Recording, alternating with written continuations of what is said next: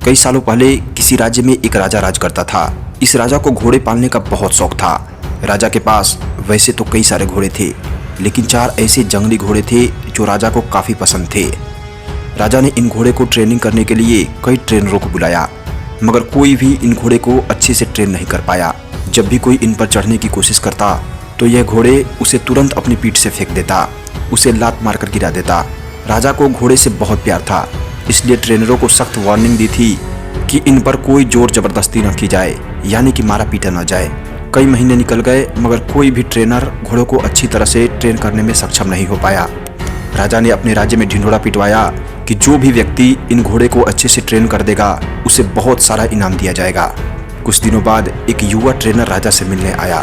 राजा ने अपनी शर्त की बात बताई। घोड़ों को ट्रेनिंग बिना मार पिटाई के की जाए और कोई नुकसान न होने पाए, इस बात का भी ख्याल रखा जाए। युवा ने राजा की शर्त मान ली और अपनी तरफ से भी राजा के सामने 2 शर्तें रखी। युवा ट्रेनर बोला, मैं आपकी हर शर्त मानने को तैयार हूँ, मगर मेरी भी 2 शर्तें हैं। जो आप मानोगे तभी मैं आपके घोड़े को ट्रेन कर पाऊंगा। राजा ने कहा, पहले शर्त तो बताओ। ट्रेनर बोला, पहली शर्त है कि मुझे इन घोड़े को ट्रेन करने के लिए कुछ महीने या फिर पूरा साल भी लग सकता है, उतना वक्त दिया जाए। और दूसरी शर्त यह है कि इन घोड़ों के खाने पीने की पूरी बंदोबस्त मैं खुद करूंगा, यानी कि खर्चा मुझे राज्य से मिलना चाहिए और खिलाऊंगा मैं खुद अपने हाथ से। राजा के पास कोई दूसरा विकल्प था ही नहीं। कोई भी ट्रेनर आज तक घोड़े को ट्रेन करने में सफल नहीं हो पाया था, और अब तो ट्रेनर भी आने बंद हो गए थे। राजा ने युवा ट्रेनर की सारी शर्तें मान ली और घोड़े को उसे सौंप दिया। युवा ट्रेनर अगले दिन से ही एक बड़े से बाड़े में इन घोड़ों को लेकर गया और वहां सबको खुला छोड़ दिया। ट्रेनर बाड़े के किनारे चारों तरफ से दौड़ने लगा। फिर दौड़ते दौड़ते थकने के बाद वह युवा ट्रेनर वहीं बाड़े में लेट गया। वहां से उठने के बाद उसने खुद ही घोड़ों को खिलाया और पानी पिलाया। इन सब प्रक्रिया के दौरान उसने घोड़ों को बांधा नहीं था। अगले दिन ट्रेनर ने फिर से वही सारा काम दोहराया जो पहले दिन किया करता था। घोड़ों को खुला छोड़ दिया और खुद उस घेरे के चारों तरफ दौड़ने लगा। यह काम उसका डेली रूटीन बन गया था।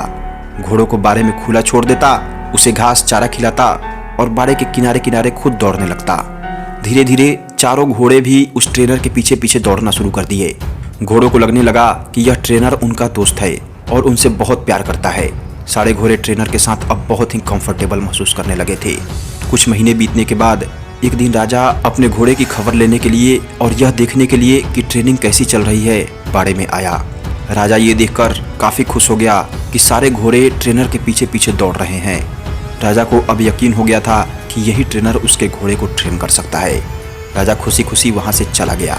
देखते ही देखते 1 साल बीत गया। तब जाकर युवा ट्रेनर ने राजा को संदेश भिजवाया कि घोड़े पूरी तरह से ट्रेंड हो चुके हैं, सो राजा आकर एक बार देख ले। राजा वहां आ पहुंचे। राजा के सामने युवा ट्रेनर ने एक के बाद एक करके सभी घोड़ों की सवारी की और उन्हें मनचाहे जगह पर ले जाकर दिखाया। राजा यह देखकर बहुत खुश हो गए। वादे के अनुसार उस ट्रेनर को लाखों इनाम दिए गए और साथ में हमेशा के लिए इन चारों घोड़ों की देखभाल में उसे नौकरी पर रख लिया गया। दोस्तों, कहानी तो बहुत ही मजेदार है और रोचक भी है, मगर इस कहानी से हमें एक बहुत बड़ी और गहरी सीख मिलती है। अगर मनुष्य के जीवन के साथ इन चारों घोड़ों की तुलना की जाए तो यह 4 घोड़े होंगे चिंता, गुस्सा, घमंड और लालच की। और मनुष्य की बुद्धि को हम युवा ट्रेनर की तरह समझ सकते हैं। जिस तरह युवा ट्रेनर ने समय और समझदारी से धीरे धीरे चारों बदमाश घोड़ों को काबू पाया था, उसी तरह कोई भी मनुष्य अपने जीवन के सबसे बदमाश घोड़ों को यानी कि चिंता, क्रोध, घमंड और लालच पर काबू पा सकता है। पहला अनट्रेंड घोड़ा जो कि चिंता का है। हमारे बुद्धि को यह समझाना होगा कि चिंता बुरी होती है और चिंतन फायदेमंद होता है। चिंता किसी भी समस्या का हल नहीं होता। हाँ, चिंतन हमें नए रास्ते जरूर दिखाता है। इसलिए पहले घोड़े पर लगाम लगाओ और चिंता की जगह चिंतन करो। दूसरा उद्दंड घोड़ा है क्रोध का। दोस्तों, कभी कभी जीवन में क्रोध करना आवश्यक भी है। कभी कभी ऐसी परिस्थिति आती है जब आपका हक कोई मार रहा हो या बेवजह आप पर जुल्म कर रहा हो। उस समय गुस्सा करना बुरी बात नहीं है, मगर क्रोध कब करना है, कैसे करना है, कितना करना है और किस पर करना है, इन सब की लगाम अपने हाथों में रखना बहुत जरूरी है। तीसरा घोड़ा है लालच का। लालच ज्ञान पाने की हो तो अच्छी है और लालच अज्ञानता की हो तो बुरी है। लालच धन मेहनत से प्राप्त करने की हो तो अच्छी है, लेकिन बिना मेहनत के धन मिल जाए ये सोचना बुरी बात है। इसलिए घोड़े को लगाम लगाओ और लालच ऐसी करो जिससे आपकी जिंदगी और आपका ज्ञान दोनों बढ़े। चौथा और आखिरी बदमाश घोड़ा है घमंड का। मैं यह काम कर सकता हूँ, इसे गर्व कहेंगे, और सिर्फ मैं ही यह काम कर सकता हूँ, यह घमंड होता है। मुझसे बड़ा कौन है? तुम मुझे अभी नहीं जानते हो। 1 मिनट में तेरी औकात दिखा दूंगा। इतना पैसा है मेरे पास कि मेरी सारी पुश्तें बैठे बैठे दिन गुजार लेंगे।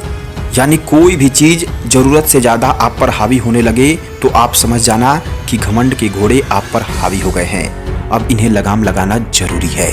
मेरे दोस्त, उम्मीद है आपने इस वीडियो को अच्छे से समझा होगा। अपने चारों घोड़ों पर लगाम लगाओ और जिंदगी को बेहतरीन ढंग से जीते हुए खुशियों के साथ आगे बढ़ जाओ। वीडियो पसंद आ रही है तो लाइक भी करो और चैनल पर नए हो तो सब्सक्राइब करके हमारा मनोबल बढ़ाओ। इतना प्रेम और ध्यान से वीडियो को देखने के लिए आपका दिल से बहुत बहुत धन्यवाद।